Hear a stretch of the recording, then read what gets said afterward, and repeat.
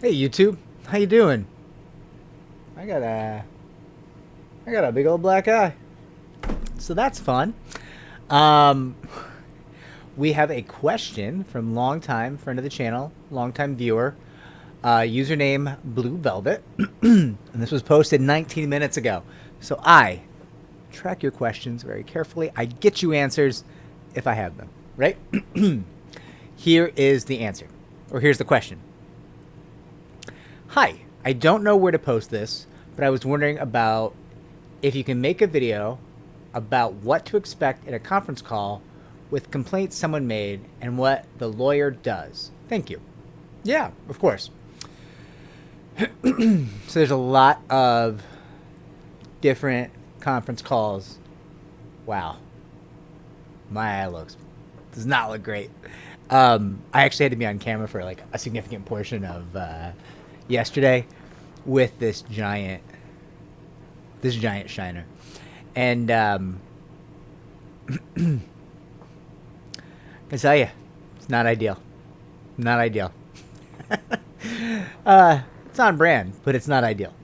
Okay, so all right, there's a lot of different conference calls that could come up over the course of what I assume is like a workplace discrimination case.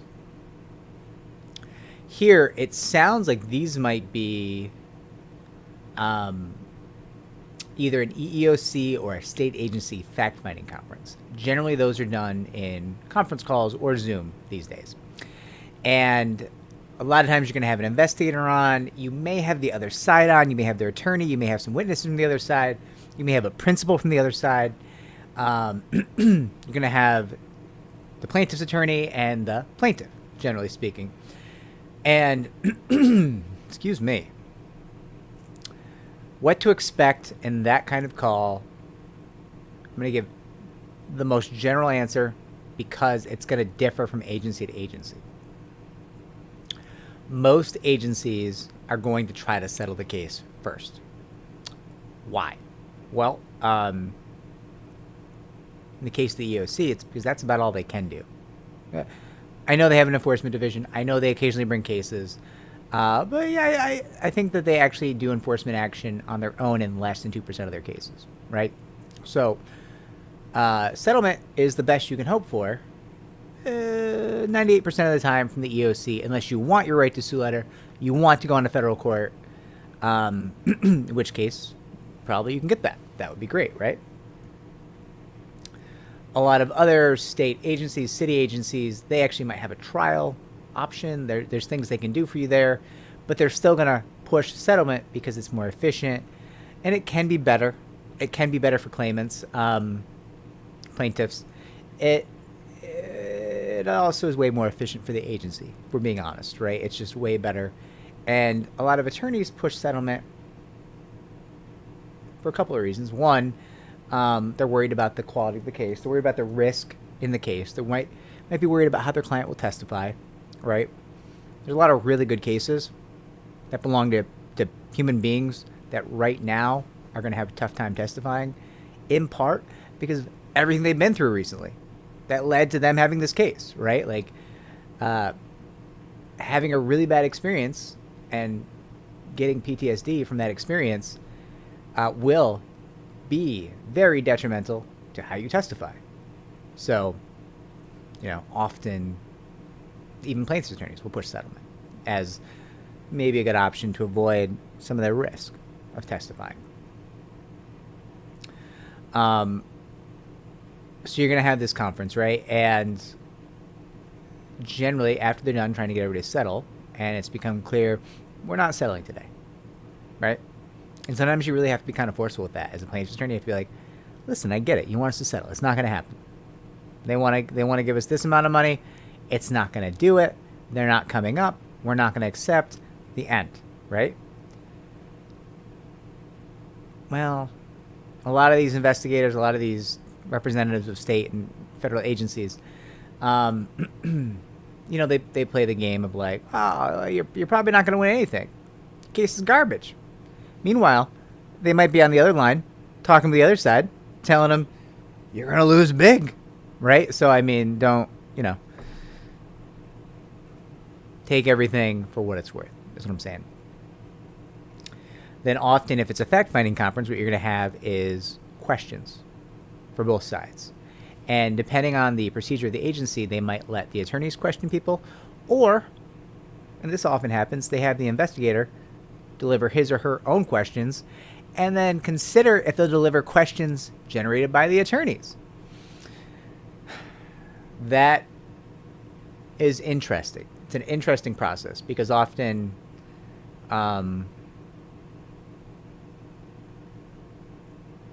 way these things go down does not make the most sense, right? And that's really investigator dependent. There are investigators who crush it. There's one gentleman I can think of, an investigator who was a big fan of, I think, the DC cinematic universe or DC comics.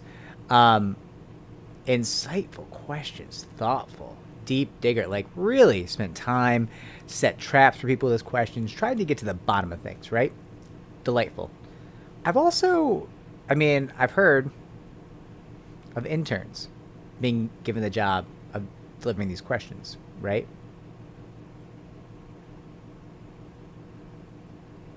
Listen, I interned in high school and in college. I think we can all agree I was pretty useless as an intern. Just not great at my job at that time. So I'm always a little leery when that happens. That's real questionable to my mind. But that's something you got to keep an eye out for. Okay? Now, at the end of this conference call, you're not going to have a final decision, generally speaking. This is fact gathering. This is a scouting mission for them to see, kind of get to play with the facts, get to hear from the parties. Generally not going to issue a decision that day, even generally a decision granting probable cause, which in some state and local agencies will mean that you get a trial, or no probable cause, meaning like, we don't think there's anything here and we're not going to actually give you a trial. Generally, it's going to be a wait before you get those decisions. So be aware of that. Don't expect that you're going to have this conference and they're going to just leap out of the computer screen and say, you've been vindicated, we're finding for you victory, right? It's not going to happen. But that's the rundown. Now, the attorney's job, the attorney's job, broadly speaking, is always to reduce risk, add value. That's what you do on these cases. Here, speaking with specificity, if there is an investigator or government employee involved, your attorney's job, the plaintiff's attorney, should be seeking to do the government employee's job for them. Why? All government employees are not created equal. Many government employees are so lazy that I don't even know how they feed themselves. So if you can do their job for them and make a path of least resistance by which if they just find for you, their job is done, right? All the groundwork is done, really written the decision mostly for them. You've done all the discovery and asked all the hard questions, or at least formulated all the hard questions. And all they have to do is the path of least resistance. Just choose to do less, and in so doing, fine for you because it's easier. Well, then, there's a lot of government employees who are going to do that. It's a fact. It's just how it works. They're amazing government employees. What makes them amazing is that they do things and care about people and care about their job. There are many less than amazing government employees, right? So that is the attorney's job. The attorney does the investigator's job for her, for him, whoever it is. Make it easy for them to find for you, find for your client, right? That's the path.